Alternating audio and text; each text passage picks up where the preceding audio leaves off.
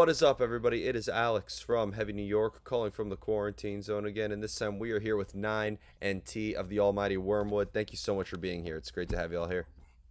My pleasure. Thank you very much. Yeah, it's so great to have you here. I was just jamming the new album approximately 15, 20 minutes ago. Arkivet. This album is really, really epic and really, really intense. How was the overall making of this album? Was the intent to just make a direct follow up to your previous album from 2019, or were you trying to make like a new start for Wormwood in a way?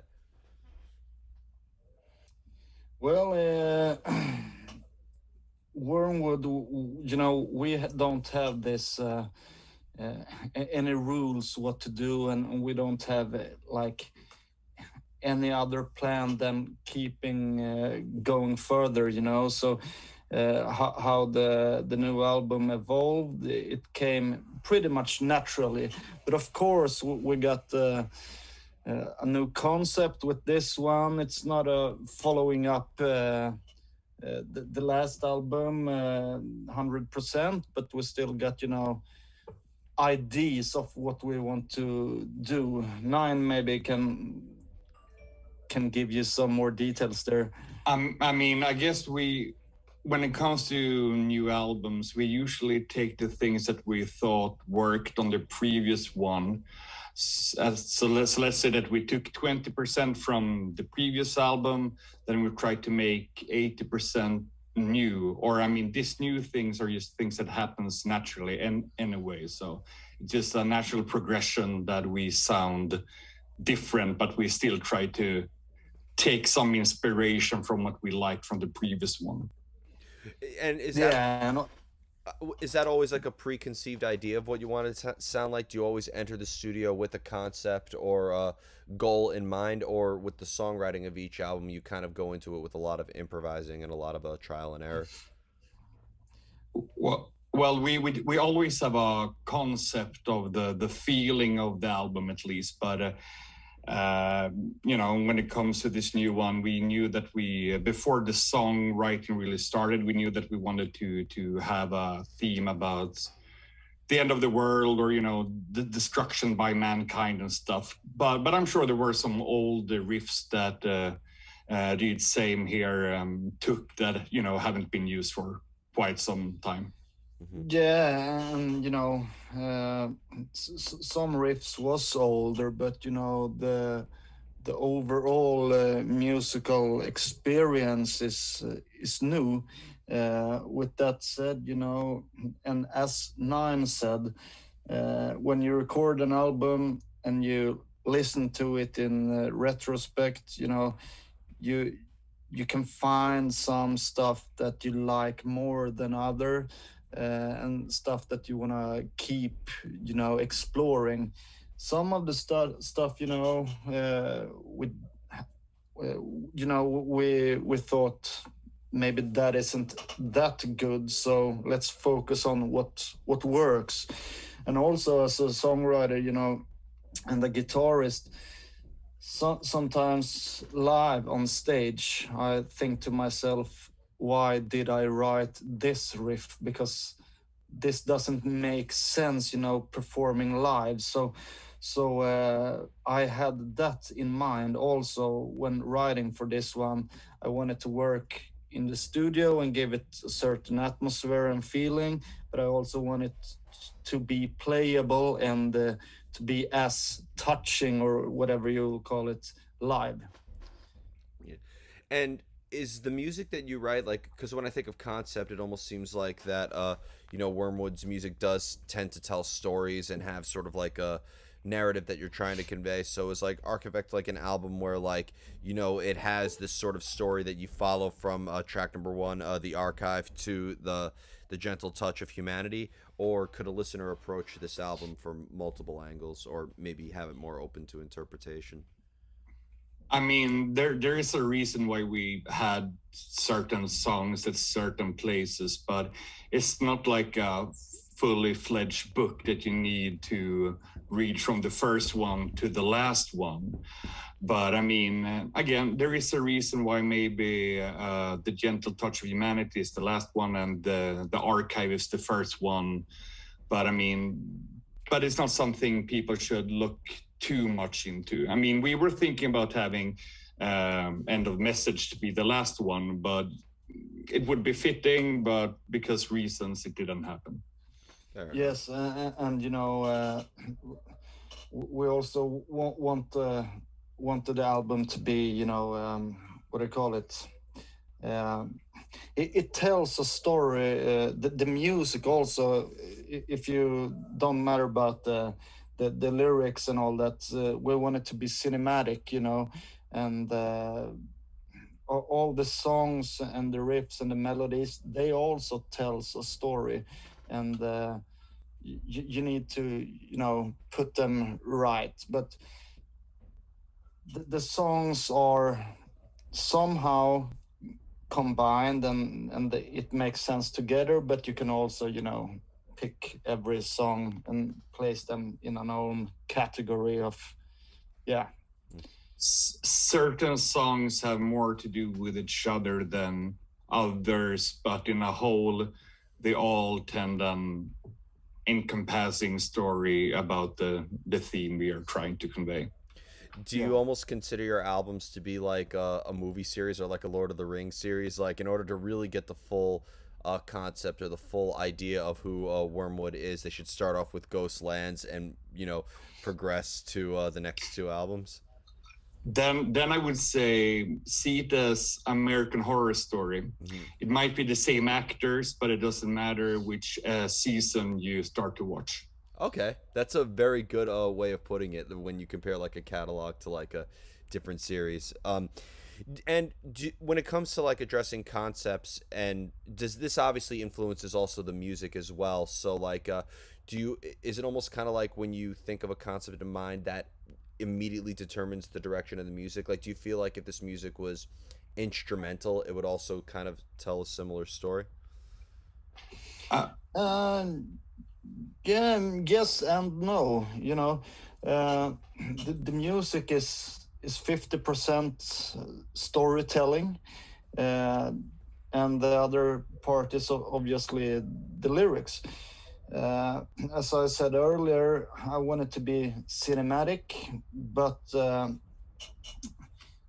music and lyrics are something that oftenly grows together from two different sources and then grows together.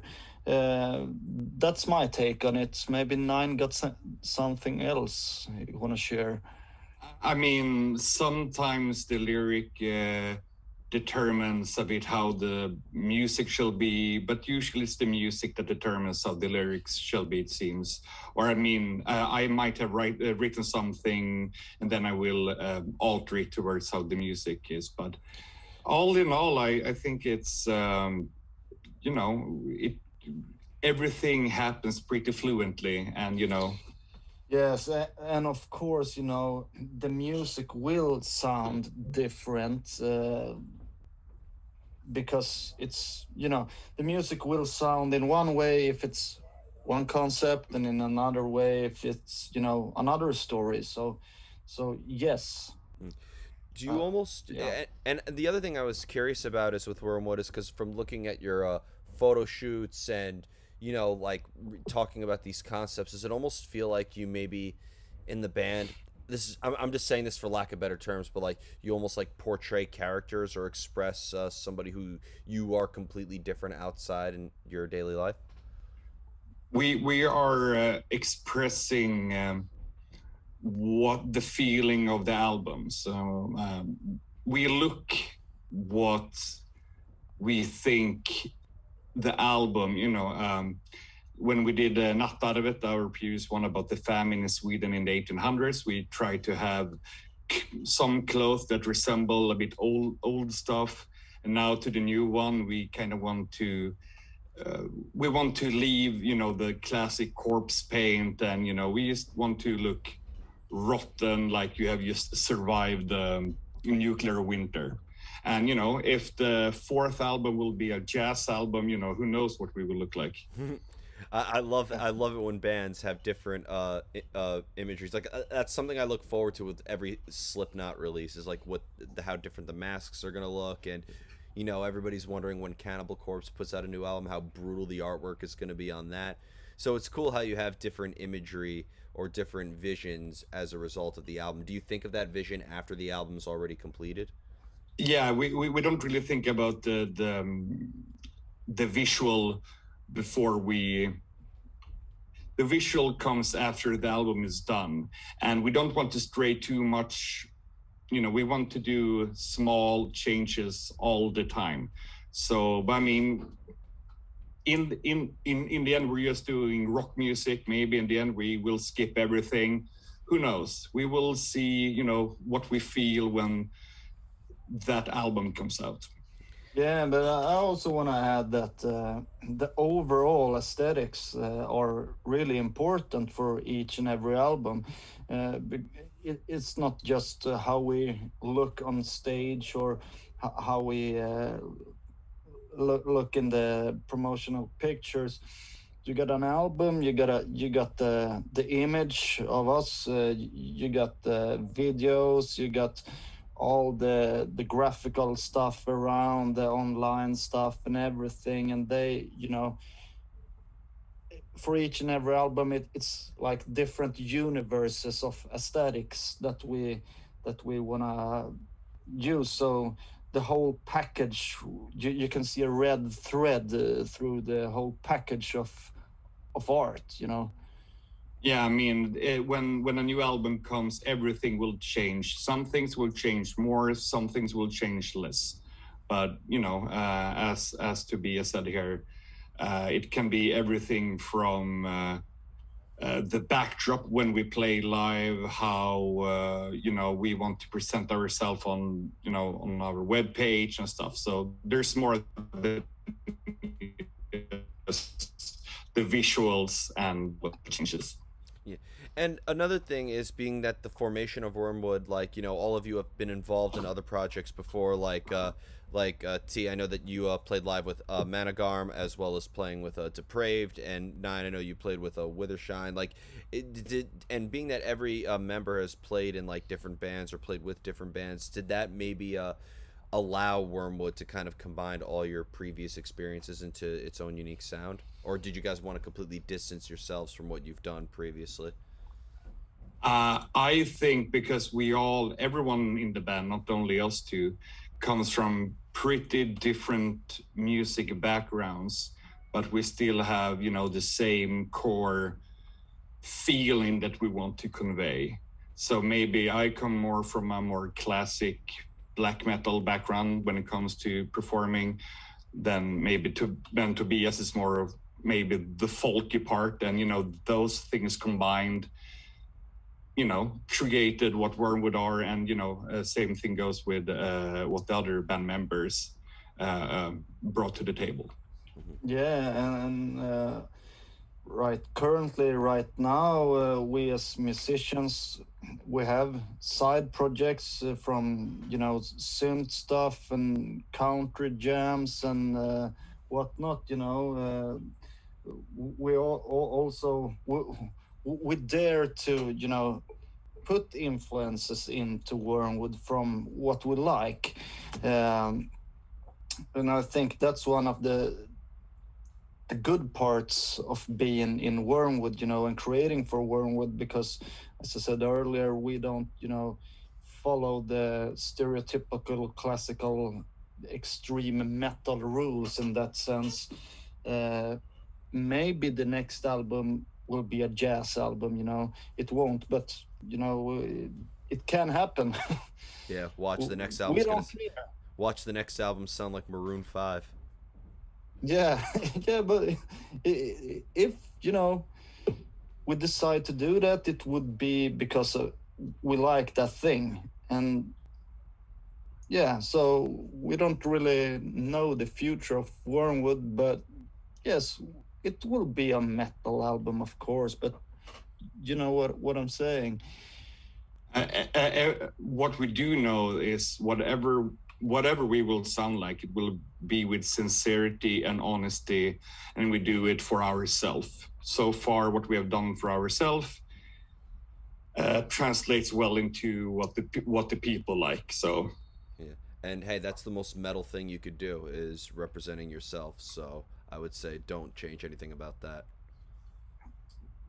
I agree. So before we go, I want to thank you both so much for your time today. Really glad to be able to talk with you. Is there just anything else that you would like to promote for the release of the brand new album that's coming out this August? Obviously, thanks to a certain bullshit virus that shall not be named, touring is still questionable at the moment. But obviously, is there a chance you could bring Wormwood to the States one day? I mean, yeah, of course. If there are bookers and organizers that want us, we will definitely come to the States. We know that there are many people there that likes us. Maybe we don't know which state, but that's something that we can figure out. But yeah, the States is someplace somewhere we would like to go. Yeah, that's definitely on our checklist, to do. We haven't been in USA or North America at all, so that's really something we want to do. All of you Americans that listening to this, book us. We'd love to have you here, but thank you so much. It is that easy. Yeah. Thank you so much, everybody. We are here with Wormwood, new album coming out this August. This is Alex from Heavy New York, and we will see you next time.